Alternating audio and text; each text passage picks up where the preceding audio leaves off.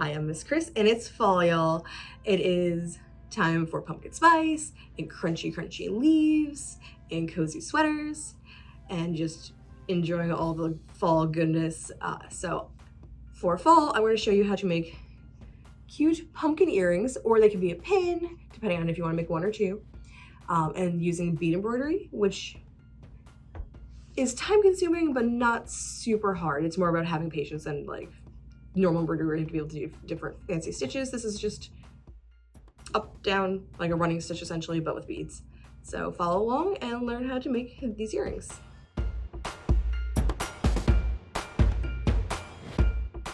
The first step is to draw the basic shape of what you want your bead embroidery to be, and then color in the background using the color the beads are in that area. So I'm doing a pumpkin, so it's all gonna be orange and green. This doesn't need to be a perfect color match, you just want it close enough so that way you don't have white peeking through in the gaps between the beads. If you don't, the end project looks like sad and patchy even though you filled all the open space you could with beads. You need to use an extra thin needle for this so that it can go through the eye of your beads if you're using smaller beads.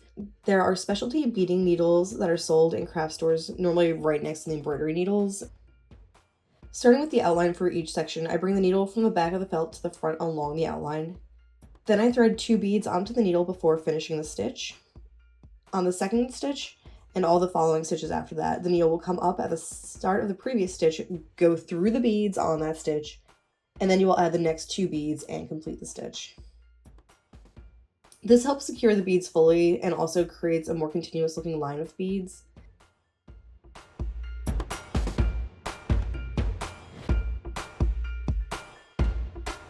Once you finish one section of the outline, move on to the next and repeat the process.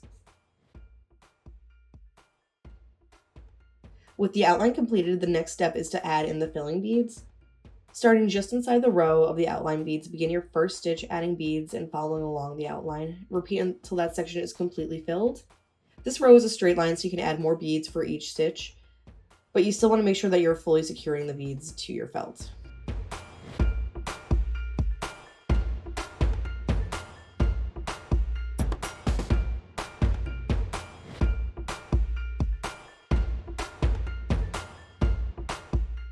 For this center oval, I'm going to work in concentric ovals and not a spiral so there isn't a gap at the beginning of the row.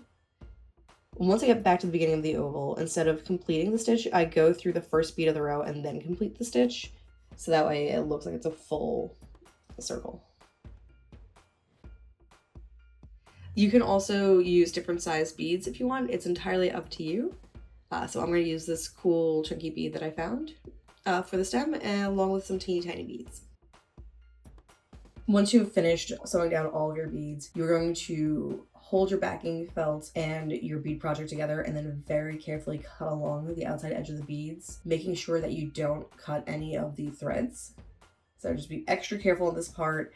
I always end up cutting a thread, and then you have to desperately like throw extra stitches in there to try and keep them because you can't tie the ends together. There's not enough space. So be extra careful.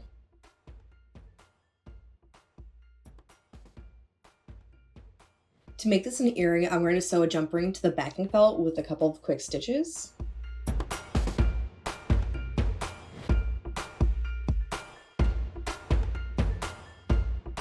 Once that is attached, I'm holding the backing felt together with the main project and I'm sewing from the back to the front, adding 1 bead, and then stitching from the back to the front again.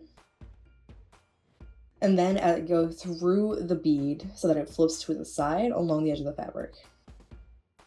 I next add another bead. I add another bead and sew from the back to the front, going through the bead I just added. Repeat this stitch all the way around the outside of the project and then tie a small knot onto the back.